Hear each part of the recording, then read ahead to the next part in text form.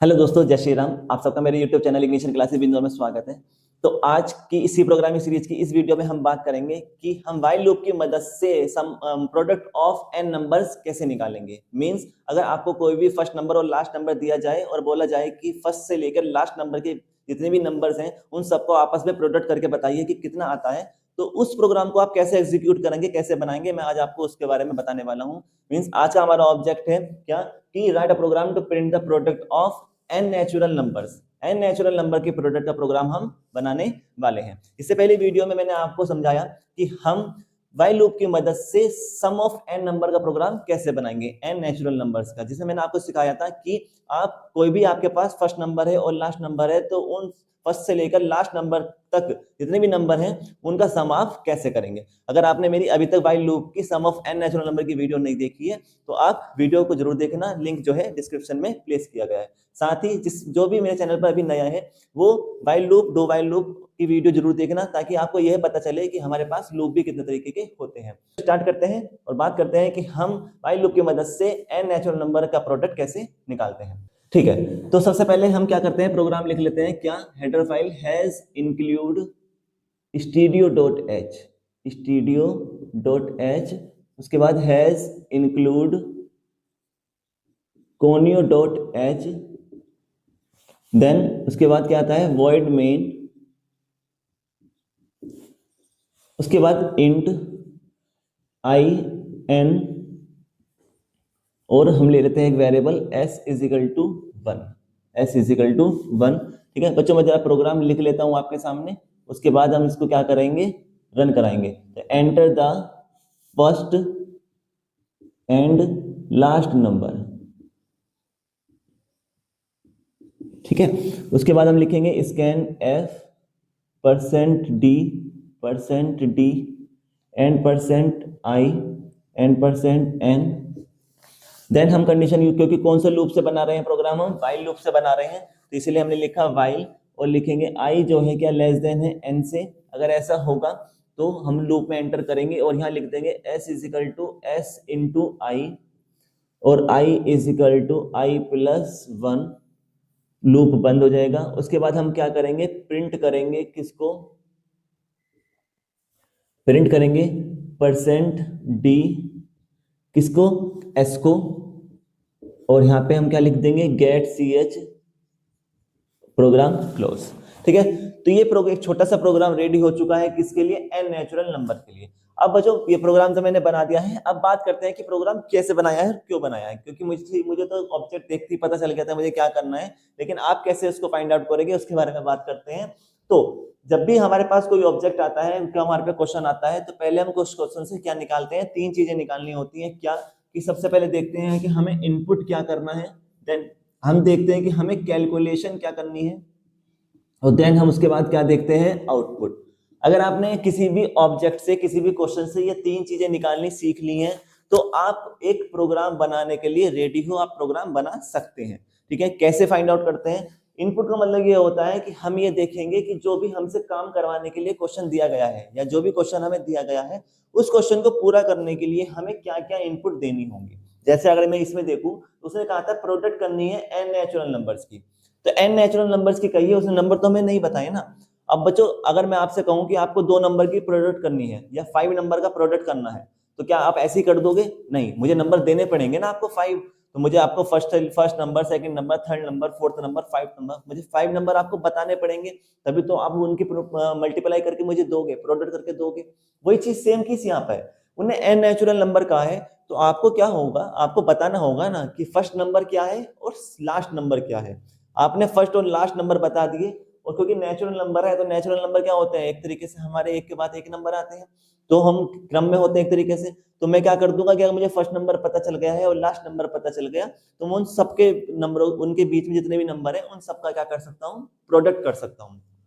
Concept समझ में आ रहा है? तो मुझे क्या बताना पड़ेगा, एटलीस्ट मुझे कम से कम क्या बताना होगा, मुझे एक तो फर्स्ट नंबर कि भाई फर्स्ट नंबर कितना है ये बता दो, और मुझे बताना होगा लास्ट नंबर कि लास्ट नंबर कितना है ये भी बता दो। मान लेते हैं कि मैंने फर्स्ट नंबर कितना बताया है, 1, कितना बताया है, 1, और लास्ट नंबर मैंने मान लेते हैं कितना बताया है, 10। तो अब क्या होगा, क्योंकि मुझे प्रोडक्ट चाहिए n नेचुरल नंबर की, तो मैं क्या कर सकता हूं कि फर्स्ट के 1 के बाद कितना आ जाएगा 2 3 4 5 डॉट डॉट डॉट, ठीक है। वो हमारे हाथ में है कि नेचुरल नंबर कहे हैं उसने, तो नेचुरल नंबर तो सभी होते हैं, तो आप चाहो तो 1 के बाद 3 ले लो 5 ले लो, लेकिन क्या ही जरूरत पड़ रही है। मैं तो कह रहा हूँ कि 1 से लेकर 10 के बीच में जितने भी नंबर है सबका नंबरों का क्या कर दो, मुझे प्रोडक्ट बता दो। पेपर में यही आता है कि 1 से लेकर 10 तक जितने भी नंबर है उन नंबरों के बीच का क्या करके दे दो, सम करके दे दो या मल्टीप्लाई करके दे दो। तो हमें फर्स्ट नंबर पता चल गया, हमें लास्ट नंबर पता चल गया, तो हमें क्या एंटर कराना होगा, फर्स्ट नंबर और एक लास्ट नंबर। जैसे ही मुझे फर्स्ट और लास्ट नंबर मिल जाएंगे तो उनके बीच में मैं क्या कर दूंगा, रेगुलर नंबर जो होंगे उन सबको क्या कर दूंगा, मल्टीप्लाई कर दूंगा। बात समझ में आ रही है, कॉन्सेप्ट समझ में आ रहा है। तो क्योंकि जब हमें ओपन नहीं होती है सीरीज तो आपको क्या करना पड़ेगा, फर्स्ट और लास्ट नंबर बताना पड़ेगा। पेपर में ऐसा नहीं आएगा, पेपर में सीरीज ओपन करके देंगे। कैसे, वो कहेंगे कि 1 2 3 4 dot dot dot dot N तक, और बीच में साइन लगा होगा मल्टीप्लाई का। वो इस तरीके से आपको क्वेश्चन देंगे, ठीक है, और कहेंगे कि write a program for this series. क्या मतलब है इसका, कि 1 से कोई सीरीज स्टार्ट हो रही है और कहां तक जा रही है, एन तक जा रही है, तो आप इन सबका नंबरों का क्या कर दोगे, मल्टीप्लाई कर दोगे। मैंने प्रोग्राम में थोड़ा सा चेंज कर दिया और एडवांस बना दिया, ताकि ये प्रोग्राम समझ में आ गया तो ये छोटे से प्रोग्राम खुद बन जाएंगे। मैंने क्या एडवांस किया, थोड़ा सा मैंने क्या है कि मैं फर्स्ट नंबर भी एंटर कराने का ऑप्शन किसको दे रहा हूँ, यूजर को दे रहा हूँ, कि बताओ जो आप कहोगे मैं वही नंबर स्टार्ट करूंगा, जो आप कहोगे वहीं पे ले जाके सीरीज को एंड करूंगा, उन सबका टोटल करके दूंगा। तो यूजर खुश कि ये तो सब मेरे एक मर्जी से काम कर रहा है, ठीक है, समझ रहे हो ना। तो इसीलिए मैंने फर्स्ट और लास्ट नंबर यहाँ ऑप्शन रखा। तो यहाँ पे लास्ट नंबर हमने जैसे 10 दे रखा था, यहाँ 10 दे दूं, 1 से लेके 10 तक क्या हो जाएंगे, सब नंबरों का सम करके देना है। तो वही काम तो यहाँ भी हो रहा है ना, यहाँ फर्स्ट नंबर बता दिया, यहाँ बता रखा था, यहाँ मैंने उससे पूछ लिया। समझ में आ गई चीजें क्या समझाना चाह रहा हूं। तो हमें इनपुट क्या करनी होगी, एक तो फर्स्ट नंबर और एक लास्ट नंबर, ठीक है। उसके बाद देखते हैं कैलकुलेशन। कैलकुलेशन में क्या करना है, इन सबका मल्टीप्लाई करना है, तो मैं उसका फॉर्मूला भी बताऊंगा कैसे लगेगा। उसके बाद हमें आउटपुट जहां भी आएगी, जो भी जिस नंबर में मेरा, भाई इन सबका टोटल करने के बाद जैसे मान लेते हैं कितना आया, 100 आया, ठीक है, 100 मैंने वैसे लिया है। कभी सोचो कि सर नहीं ये तो आपने गलत ले लिया था, ठीक है, कभी कमेंट करो कि सर आपने टोटल गलत किया है। एग्जाम्पल लिया है मैंने 100, मान लेते इसका कितना आया है, सारा मल्टीप्लिकेशन 100 आया है, तो इस 100 को मुझे किसी नंबर में स्टोर भी तो करना होगा। मान लेते हैं मैंने कहाँ पे स्टोर किया है, जी में स्टोर किया है, तो मैं किसको प्रिंट कराऊंगा, जी में। यानी ये टोटल जहां पे भी जाके सेव होगा टोटल, तो जिस नंबर में भी सेव होगा वेरिएबल में, मैं उस वेरिएबल को प्रिंट करा दूंगा। तो यही तो मेरी आउटपुट होगी, ठीक है। कॉन्सेप्ट समझ में आया होगा आई होप। अब हमें थोड़ा सा आगे बढ़ते हैं, प्रोग्राम को रन कराते हैं कि क्या हुआ है कैसे। चले अब हम बात करते हैं, क्या सबसे पहले हम क्या करेंगे, क्योंकि मैंने किस पे बनाया है ये प्रोग्राम, टर्बो पे बनाया है, तो क्या लिखेंगे, कंट्रोल प्लस F9। जैसे ही आप कंट्रोल प्लस F9 करेंगे तो आपके कंप्यूटर की स्क्रीन पर क्या लिखा हुआ आएगा, enter the first and last number, ठीक है। अब मैं 1 बाय 1 पहले ऊपर से समझाता हूं कि क्या क्या हुआ है, उसके बाद हम इस पर बात करेंगे। तो सबसे पहले क्या होगा, हैज इंक्लूड studio.h और conio.h हेडर फाइल रन होंगी। इनका काम क्या होता है कि जो भी आपने प्रोग्राम यहाँ पे बनाया है, जिसमें इसमें जितने भी कीवर्ड्स यूज किए हैं, फंक्शंस यूज किए हैं, जो भी आपने आइडेंटिफायर्स यूज किए हैं, वो उन सबकी लाइब्रेरी कहाँ सेव होती है, इस हेडर फाइल में सेव होती है। यानी कि जिसे बोलते हैं फंक्शन डिक्लेरेशन, यानी कौन सा फंक्शन क्या काम करेगा वो कहाँ लिखा हुआ है, इन हेडर फाइल्स में लिखा हुआ है, ऐसा समझ सकते हैं। जैसे प्रिंट का काम क्या होता है, प्रिंट करना, तो वो उसको कैसे पता चलेगा कि प्रिंट का काम प्रिंट करना होता है, कहां से पता चलेगा, हेडर फाइल में। यानी कि जैसे प्रिंट एफ पढ़ेगा तो वो कहां पहुंच जाएगा, वापस studio.h, क्योंकि प्रिंट एफ कहां होता है, स्टूडियो में, तो स्टूडियो पहुंचेगा। अब स्टूडियो में मान लेते हैं कि लाइब्रेरी है, यहाँ पे बहुत सारी चीजें रखी हुई है, तो वो देखेगा कि प्रिंट एफ कहां लिखा हुआ है, तो प्रिंट एफ में पहुंचा, प्रिंट एफ में यहाँ जो काम लिखा होगा वही काम वो यहाँ करके दे देगा, ठीक है, समझ में आ गई चीजें। तो उसके बाद नीचे आएगा, अब यहाँ पे क्या होगा, इंटीजर। इंट क्या है, एक डाटा टाइप है। तो इंट का मतलब क्या होता है कि अब जो भी वेरिएबल आपने यहाँ पे इसके सामने लिखे हैं, जो भी डिफाइन किए हैं, वो सभी वेरिएबल कैसे बन गए, इंटीजर बन गए। तो इसलिए इंट डाटा टाइप के 3 वेरिएबल बनेंगे, कौन कौन से, एक आई, एक एन और एक एस, ठीक है। इंट डाटा टाइप के कितने वेरिएबल बनेंगे, 3, एक आई, एक एन और एक एस। अब इसका मतलब क्या है कि आप इनमें सिर्फ और सिर्फ कैसी वैल्यू स्टोर कर सकते हैं, सिर्फ और सिर्फ integer value, complete value, points वाली वैल्यूज को आप यूज नहीं कर सकते, ठीक है। s = 1 मैंने यहाँ पे पहले ही लिख दिया है, तो ये पहले ऑटोमेटिक स्टोर हो जाएगा, सही है। s = 1 यानी आप यहाँ पे जो भी वैल्यू पहले लिख देते हो वो ऑटोमेटिक स्टोर हो जाती है। इसका मतलब तो यही है ना कि इंट का मतलब क्या है कि कैसे नंबर स्टोर करेगा, सिर्फ इंटीजर, तो 1 क्या है, इंटीजर है, इसलिए वो स्टोर हो गया। अब आते हैं इस पर कि मैंने प्रोग्राम बनाने के बाद क्या करा, कंट्रोल प्लस F9 करा, तो प्रोग्राम क्या हो जाएगा, कंपाइल होगा। कंपाइल में पता चलेगा कि कोई प्रोग्राम में एरर तो नहीं है, उसके बाद क्या हो जाएगा, रन हो जाएगा। रन होते ही क्या होगा कि मैसेज लिखा आएगा, enter the first number and last number. अब इससे मुझे ये फायदा होगा कि मैं पढ़ने के बाद मुझे पता चल जाएगा कि मुझे करना क्या है। ठीक है, अगर आप ये लाइन नहीं लिखते हो तो क्या होगा, आपके कंप्यूटर स्क्रीन पे कुछ नहीं लिखा आएगा, ब्लैंक आएगी और आप समझ नहीं पाएंगे कि मुझे करना क्या है। तो इसलिए जब भी कुछ चीज इनपुट करनी होती है तो हमेशा कोशिश करना कि आप इनपुट करने से पहले मैसेज ड्रॉप कर दो, ताकि आप पढ़ पढ़ के चीजों को कर सको। तो अब जैसे मैंने मैसेज पढ़ा तो मैं क्या करूंगा, नंबर एंटर कराऊंगा। मान लेते हैं कि मैंने पहले क्या लिखा, मैंने लिखा पहले 1। ठीक है, इनिशियल वैल्यू फर्स्ट नंबर मैंने कितना दिया, 1। 1 प्रेस किया और फिर एंटर प्रेस किया। उसके बाद फिर दूसरा नंबर एंटर करना है, तो मान लेते हैं मैंने एन में कितना दिया है, 5। मैंने 5 लिखा और फिर एंटर प्रेस किया, तो मेरे पास आई में इनिशियल वैल्यू में कितनी पहुंच गया, 1, और मेरे पास लास्ट नंबर में कितना पहुंच गया है, 5। अब क्योंकि मैंने क्या बताया कि मुझे 1 फर्स्ट नंबर मिल गया है, मुझे लास्ट नंबर भी मिल गया है। अब मैं इनके बीच के नंबरों के बीच में जितने भी नंबर हैं उन सबका क्या करूंगा, मल्टीप्लाई करूंगा। तो 1 के बाद कितना लिखते हैं, 2, फिर कितना लिखते हैं, 3 और फिर 4। इनके बीच में क्या आ गया, साइन समझ लेते हैं मल्टीप्लाई का, यानी मुझे अब इन सबका क्या करके देना है, मल्टीप्लाई करके देनी है। अब यहाँ पे आएगा वाइल लूप पे, क्योंकि हम जो प्रोग्राम बना रहे हैं हम किसकी मदद से बना रहे हैं, वाइल लूप की मदद से बना रहे हैं। तो वाइल लूप पे आता है, तो वाइल लूप में क्या चेक करेगा, कंडीशन क्या, कि आई में कितनी वैल्यू है हमारे पास, 1। आई में कितनी वैल्यू है, 1। एन में कितनी वैल्यू है हमारे पास, 5। आई में, एन में है 5। अब वो कंडीशन चेक करेगा, क्या 1 5 से लेस देन है, 1 5 से छोटा है, हाँ है। कंडीशन कैसी हो गई, ट्रू। वाइल लूप कब काम करता है, वाइल लूप करता है जब कंडीशन कैसी होती है, ट्रू। अगर कंडीशन ट्रू होगी तो वो इस लूप में एंटर करेगा, अगर कंडीशन फॉल्स होगी तो वो इस लूप में एंटर नहीं करेगा। तो दूसरी चीज कि जब इस लूप में एंटर कर जाएगा तो इस लूप में बाहर निकलने के लिए उसे इस कंडीशन को क्या करनी होती है, फेल। अगर जब तक कंडीशन फेल नहीं होगी वो इसी के अंदर घूमता रहेगा। अभी समझेंगे कैसे घूमेगा, ठीक है। अब देखते हैं कि 1 5 से लेस देन है, हाँ है। कंडीशन कैसी हो गई, ट्रू। कंडीशन ट्रू हो गई है तो इस लूप में एंटर कर जाएगा, लूप में एंटर करेगा। बच्चों यहाँ s इजिकल टू क्या लिखा है, s इंटू आई। एस में कितनी वैल्यू दे रखी है मैंने, 1। एस में कितनी वैल्यू है, 1 इंटू आई में कितनी वैल्यू है मेरे पास, आई में कितनी है, 1। 1 इंटू 1 कितना होता है, 1। तो एस में कितनी वैल्यू स्टोर हो गई, 1। नीचे आएगा नेक्स्ट लाइन पे, आई में कितनी वैल्यू है मेरे पास, 1। 1 प्लस 1, आई में कितनी वैल्यू है, 1 प्लस 1। 1 प्लस 1 कितना होता है, 2। 1 प्लस 1 कितना होता है, 2। ठीक है। अब एक चीज समझने की है कि मैंने यहाँ पे एस वेरिएबल क्यों लिया है और इसकी वैल्यू 1 क्यों ली है। बात ये समझने की है कि जैसे मैंने 1 और 2 की मल्टीप्लाई की, कितना आ जाएगा, 1 और 2 की मल्टीप्लाई 2। ठीक है। अब मुझे क्या करना है, फिर इस 2 की 3 से करनी है भाई, ऐसे तो करना है। 1 और 2 की करी कितना आया, 2। अब 2 की किससे करूंगा, 3 से, फिर 3 की किससे करूंगा, 4 से। ऐसे तो होना है, तभी तो आगे बढ़ेंगे।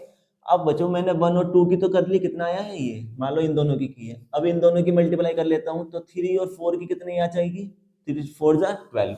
ये हो गया। लेकिन ये दोनों अलग अलग है ना, मुझे क्या करना है, मुझे इन दोनों की भी तो मल्टीप्लाई करनी है, तभी तो टोटल आएगा इनका। टोटल का मतलब इनका सबका वो आएगी मल्टीप्लाई।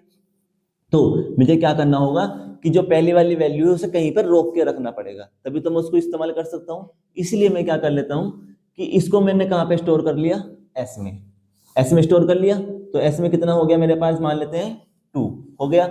अब क्या करूंगा कि एस में जो वैल्यू है कितनी, 2, उसकी मल्टीप्लाई किससे कर दूं, 3 से। किससे कर दूंगा, 3 से। तो कितना आ गया, 6। अब एस में कितना है, 6। फिर 6 की किससे करेंगे, क्योंकि 3 के बाद क्या लिखा है, 4। 4 से कितना आएगा, 24। फिर अब एस में कितना हो चुका है, 24। अब इस 24 की किससे करूंगा, 5 से। तो कितना आ जाएगा, 120। आ रहा है या नहीं। तो मतलब कहने का यह है कि आप जब भी दो नंबरों को मल्टीप्लाई कर रहे हैं तो उसको क्या करो, स्टोर कर लो, और जो स्टोर वैल्यू की है उसकी अगले नंबर से करो। तो इससे क्या होगा कि पिछला वाला नंबर छूटेगा नहीं, वो भी साथ साथ चलता रहेगा। क्लियर है, समझ में आ गई चीजें। तो इसलिए एस का कारण यह है। अब आती है कि एस मैंने 1 ही क्यों लिया है, कुछ और क्यों नहीं लिया।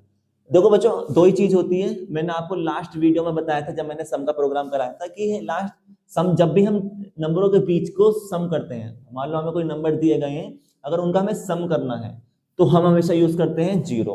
क्यों? क्योंकि जब जीरो में कुछ नंबर जोड़ोगे तो वही नंबर लौट के आता है।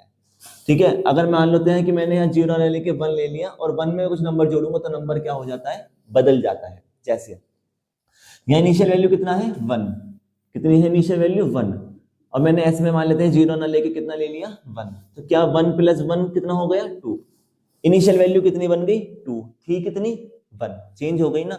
अब अगर मान लेते हैं कि मैंने यहाँ पे कितना ले लिया है, S is equal to zero, sum के लिए बता रहा हूं, तो एस इज इक्वल टू कितना है, जीरो, जीरो प्लस वन कितना होता है, वन, इनिशियल वैल्यू कितनी थी, वन, बदली नहीं बदली। तो जब हमें सम करना होता है तो हमेशा क्या लेते हैं, जीरो। ठीक है, लेकिन ये प्रोग्राम कैसा है, मल्टीप्लाई का। अब मल्टीप्लाई का है, अगर मान लेते हैं मैं जीरो लेता हूं तो मैं जीरो की पहली टर्म से करूंगा, तो जीरो की जब करूंगा तो कितना आएगा, जीरो, जीरो के किसी भी नंबर से करूंगा तो क्या आएगा, जीरो, आना क्या चाहिए था, वन। तो इसीलिए जीरो मल्टीप्लाई में नहीं लेते हैं, क्योंकि फिर मल्टीप्लाई करने का कोई फायदा ही नहीं रहेगा, क्योंकि जीरो के जिस नंबर से मैं मल्टीप्लाई करूंगा वो जीरो आता चला जाएगा। तो इसीलिए जीरो की जगह क्या लेते हैं हमेशा, वन। अब मैं वन की जब वन से करूंगा तो कितना आएगा, वन, आ गया ना पहला नंबर। फिर वन की किससे करेंगे, टू से, तो कितना आएगा, टू, आ रहा है ना नंबर। तो इसीलिए बच्चों जब आपको सम करना हो तो जो वेरिएबल लोगे उसे जीरो मानोगे, और जब आपको मल्टीप्लाई करनी हो तो वेरिएबल को वन मानोगे। ठीक है, हर चीज समझा दी मैंने। अब आते हैं इस पर, आई एस में कितनी वैल्यू हो गई थी, वन, और आई में कितनी हो चुकी है, टू।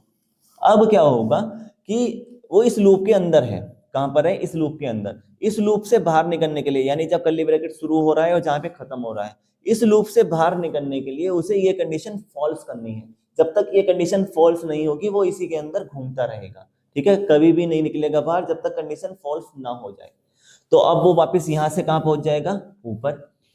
आई में कितनी वैल्यू हो चुकी है अब की बार, टू, देखो ध्यान से, आई में कितनी हो चुकी है, टू, तो आई में कितना है हमारे पास, टू, आई एन में कितना है, फाइव।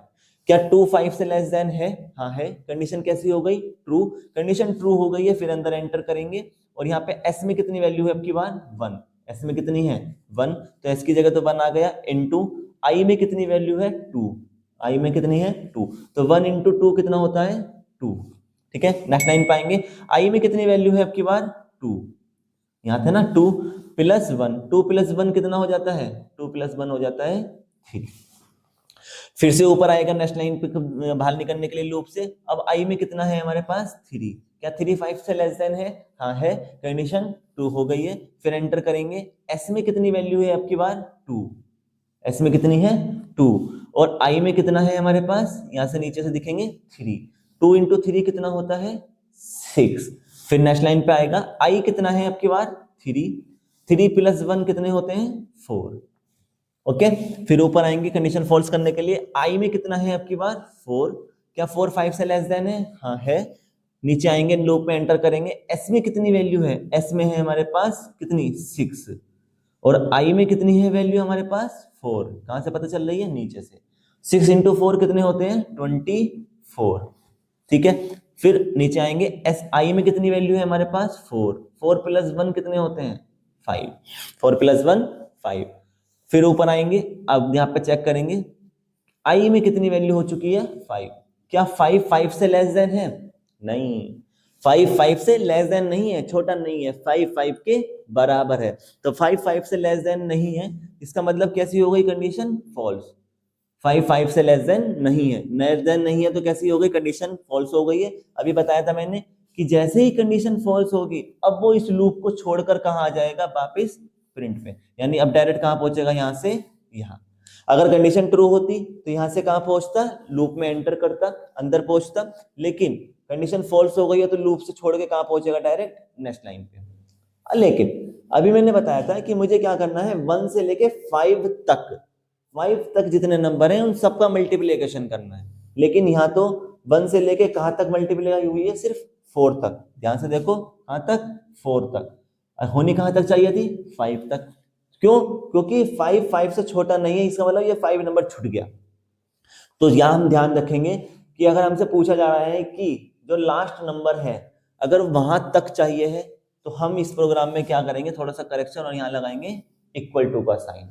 और अगर वो कह रहा है कि जो लास्ट नंबर आप एंटर करा रहे हो 5, उससे पहले पहले नंबरों को मल्टीप्लाई करके दो, तो फिर जो मैंने अभी जहां प्रोग्राम था कितना, ये यही सही है, फिर हमारा आंसर कितना आएगा 24। समझ रहे हो बात को? अगर उसने कहा है कि लास्ट नंबर तक मल्टीप्लाई करके दो, तो आपको यहाँ पे क्या लगाना होगा, इक्वल टू का साइन। और अगर उसने कहा है कि जो 5 नंबर है लास्ट नंबर है उससे पहले पहले का मल्टीप्लाई करके दो, तो फिर तो प्रोग्राम कंप्लीट हो गया है। ठीक है, तो मैंने एक नंबर चीज बढ़ा दी। अब वो दोबारा कंडीशन चेक करेगा, यहाँ पर एक बार फिर से यहाँ आया, यहाँ कंडीशन चेक करेगा, आई में कितनी वैल्यू है 5, क्या 5 एन में कितनी है 5, क्या 5 5 से लेस देन है, 5 5 से छोटा नहीं है, छोटा नहीं है, तो ये कौन सा ऑपरेटर बन गया है, लेस देन इक्वल टू। ठीक है, मैंने ऑपरेटर की एक सेपरेट वीडियो बनाई है, आप वहां पे वीडियो को देख सकते हैं, जिसमें मैंने ऑपरेटर को बहुत अच्छे तरीके से एक्सप्लेन किया है। उस वीडियो को जरूर देखना, आपको पता चलेगा ऑपरेटर्स क्या होते हैं, उनको कहाँ कहाँ पे यूज करते हैं। ठीक है, लिंक जो है वो डिस्क्रिप्शन में है। अब यहाँ पे देखिएगा, क्या 5 5 से लेस देन है, नहीं, तो जब पहला वाला ऑपरेटर फेल हो जाता है कि भाई 5 5 से छोटा नहीं है, कंडीशन फॉल्स हो गई, तो अब वो क्या करता है, अगला वाला ऑपरेटर चेक करता है, क्या 5 5 के बराबर है, हाँ 5 5 के बराबर है, तो अब कंडीशन कैसी हो गई, ट्रू हो गई है। ठीक है, बराबर है, भाई ये पहला वाला ऑपरेटर फेल हो गया था, लेकिन दूसरा वाला ऑपरेटर काम कर गया, क्या कि 5 5 के बराबर है, तो कंडीशन यहाँ नीचे आएंगे, लूप में एंटर कर जाएगा, और यहाँ पे क्या होगा, एस में कितनी वैल्यू है 24, एस में कितनी वैल्यू है हमारे पास 24, आई में कितनी वैल्यू है हमारे पास 5, 24 की जब 5 से करता हूं तो कितना आता है 120, नीचे आएगा, आई में कितनी वैल्यू है हमारे पास 5, 5 प्लस 1 कितना होता है 6, कितना होता है 6। अब फिर दोबारा से वो ऊपर पहुंचेगा, कहां पर, यहाँ पर। ठीक है, कहां पर पहुंचेगा, ऊपर फिर से, और चेक करेगा, अब आई में कितनी वैल्यू है हमारे पास 6, कितनी है 6, क्या 6 5 से छोटा है, लेस देन है, नहीं, कंडीशन कैसी है फॉल्स। अगला वाला ऑपरेटर चेक करेगा, क्या 6 5 के बराबर है, नहीं, बराबर भी नहीं है, अब कंडीशन कैसी हो गई है, ये कंडीशन कैसी हो गई है, फॉल्स। अब कंडीशन कैसी हो गई है, फॉल्स। अभी मैंने बताया था कि जब व्हाइल लूप में कंडीशन फॉल्स हो जाती है, तो वो क्या कर देता है, लूप को छोड़ देता है। अब वो लूप को छोड़ देगा और कहां पहुंचेगा, डायरेक्ट प्रिंट एफ पे। ठीक है, प्रिंट एफ पे पहुंचेगा, यहाँ पे लिखा है %ds, यानी कि प्रिंट करनी है किसकी वैल्यू, एस की वैल्यू, कैसी, इंटीजर वैल्यू। तो एस में कितनी वैल्यू स्टोर है बच्चों, ध्यान से देखो, कितनी लास्ट में कितनी आई है 120, एस में कितनी आई है 120, तो हमारे पास क्या लिखा हुआ आ जाएगा 120। ठीक है, 120 आ जाएगा। गेट सीएच का काम क्या होता है, कंप्यूटर की स्क्रीन को रोक के रखना, होल्ड करना, ताकि आप आउटपुट को देख सको। अगर आप गेट सीएच यूज नहीं करोगे तो कंप्यूटर की स्क्रीन तुरंत भाग जाएगी, आपको पता भी नहीं चलेगा आउटपुट कितनी आई। तो कंप्यूटर की स्क्रीन को रोक के रखना ताकि आप देख सको कितना आउटपुट आया है, क्या आएगा, गेट सीएच लगाते हैं। तो गेट सीएच की मदद से आप कंप्यूटर की स्क्रीन पे देख पाओगे कितना आंसर मिल गया 120, कितना आंसर आएगा इन सबको नंबरों को जोड़ने पर 120। ठीक है, मल्टीप्लाई करने पर। सही है, बात समझ में आ गई है। थोड़ा सा अच्छा बनाना चाहते हो तो यहाँ लिख सकते हो, क्या, यहाँ लिख सकते हो प्रोडक्ट ऑफ नंबर, ठीक है, equal to number is equal to %d inverted comma s और e। इससे क्या होगा कि कुछ अच्छी चीज आएगी लिखी हुई, क्या कि प्रिंट यहाँ आएगा, इस पर प्रिंट ऐप पर, प्रिंट ऐप में मैंने बताया था कि आप इन्वर्टेड कॉमा के अंदर जो कुछ भी लिखेंगे वो सब चीज क्या हो जाती है, प्रिंट हो जाती है। तो क्या प्रिंट, इन्वर्टेड कॉमा में एंटर करेगा, अंदर आएगा, सबसे पहले क्या लिखा है प्रोडक्ट, तो क्या लिखा आएगा प्रोडक्ट, उसके बाद क्या लिखा है ऑफ, फिर लिखा है नंबर, फिर लिखा है इज, फिर इक्वल टू, इतना हो गया। इक्वल टू के तुरंत बाद क्या लिखा है %d का मतलब होता है वैल्यू प्रिंट करनी है, इंटीजर वैल्यू, किसकी करनी है, s की, s में कितना स्टोर है 120, तो इक्वल टू के तुरंत बाद क्या है %d, यानी जहां पर %d लिखा है उसकी जगह पे क्या लिखा जाएगा, s में जो नंबर है वो लिखा आएगा। तो s में कितना नंबर है 120, इसलिए इक्वल टू के बाद तुरंत क्या है %d है, तो यहाँ पे इक्वल टू के तुरंत बाद कितना लिखा आ जाएगा 120। तो बच्चों यही इसका क्या है, आंसर हो जाएगा। तो पहले 120 खाली लिखा हुआ आ रहा था, मैंने एक मैसेज ड्रॉप कर दिया, इससे पता चल गया ना कि मुझे करना क्या है, मैंने किसका प्रोग्राम था, product of n natural number, तो लिखा हुआ आ गया भाई प्रोडक्ट ऑफ नंबर कितना आया है 120। तो ये ज्यादा बेस्ट लग रहा है, अकेला 120 तो बेचारा अकेला था, उसे क्या अच्छा लग रहा था, है ना। तो इस तरीके से थोड़ा सा अच्छा बना सकते हो प्रोग्राम को। आप कितना भी मॉडिफाई कर लो, ये तो प्रोग्रामिंग है, जितना आप अच्छा बनाओगे उतना ही प्रोग्राम आपको समझ में आएगा और आप समझोगे कि मैं क्या क्या कर सकता हूँ चेंज इसमें। तो याद रखना कि %d से पहले जो भी लिखोगे वो प्रिंट हो जाएगा, लेकिन कहाँ होना चाहिए, वो इन्वर्टेड कॉमा के अंदर ही होना चाहिए। ठीक है, तो ये प्रोग्राम था किसके लिए, मल्टीप्लिकेशन ऑफ n नंबर्स, किसमें, टर्बो पे। अब अगर आप किसी ऑनलाइन कंपाइलर पे काम कर रहे हैं, ये प्रोग्राम कौन बनाएंगे, स्टूडेंट्स हैं। अगर आप स्टूडेंट्स हैं तो आप कि जो कॉलेज में जो सब्जेक्ट चलते हैं, सब्जेक्ट में जो प्रोग्राम बनाए जाते हैं वो टर्बो के बिहाफ पे बनाए जाते हैं। तो आप ये प्रोग्राम बना के आना कॉपी पे, तो क्या होगा, आपको नंबर अच्छे मिलेंगे। ठीक है, वरना कोई सा भी प्रोग्राम बना सकते हो, कोई नहीं कट करेगा। अब इस प्रोग्राम को किस में कन्वर्ट कर रहा हूँ, ऑनलाइन कंपाइलर पे। अगर आप ऑनलाइन कंपाइलर यूज कर रहे हैं, कोई भी कंपाइलर हो या किसी भी सॉफ्टवेयर बना रहे हैं, टर्बो पे भी बनाएंगे, उस पर भी रन होगा। कैसे कि आप include.conio.h की प्रोफाइल नहीं लगाएंगे, हेडर फाइल नहीं लगाएंगे, वॉइड की जगह क्या यूज करेंगे, इंट। ठीक है, और अगर मैं कोनियो यूज नहीं कर रहा हूं तो मैं क्या यूज नहीं करूंगा, गेट सी एच की जगह क्या यूज करेंगे, रिटर्न 0। अब ये प्रोग्राम क्या है, ऐसा हो गया है कि आप किसी भी सॉफ्टवेयर बना लो, चाहे ऑनलाइन हो चाहे ऑफलाइन हो, ये हर सॉफ्टवेयर पर रन हो जाएगा। प्रोसेस सेम है, कुछ चेंज नहीं हुआ है, जैसे मैंने अभी समझाया है सब चीज वही चलेंगी। सिर्फ क्या चेंज करा, मैंने conio.h हटाया है। अगर मैंने कोनियो हटाया है तो मुझे गेट सी एच भी हटाना होगा। क्यों, क्योंकि गेट सी एच की जो फंक्शन की जो लाइब्रेरी होती है वो कहाँ पर होती है, conio.h में। और उसके बाद अगर रिटर्न यूज किया है तो रिटर्न के साथ हमेशा क्या आता है, इंट। ठीक है, ये प्रोग्राम था किसका, product of n natural numbers. I hope आपको प्रोग्राम समझ में आया होगा, कॉन्सेप्ट अच्छा लगा होगा। अगर कॉन्सेप्ट अच्छा लगा है, वीडियो अच्छी लगी है, तो वीडियो को लाइक करेंगे, शेयर करेंगे और सब्सक्राइब करेंगे चैनल को। ठीक है, साथ ही बेल आइकन को प्रेस करना, ताकि मेरी सी प्रोग्रामिंग सीरीज पे आने वाली वीडियोस आप सबसे पहले आप तक पहुंच सके। मिलेंगे नेक्स्ट वीडियो।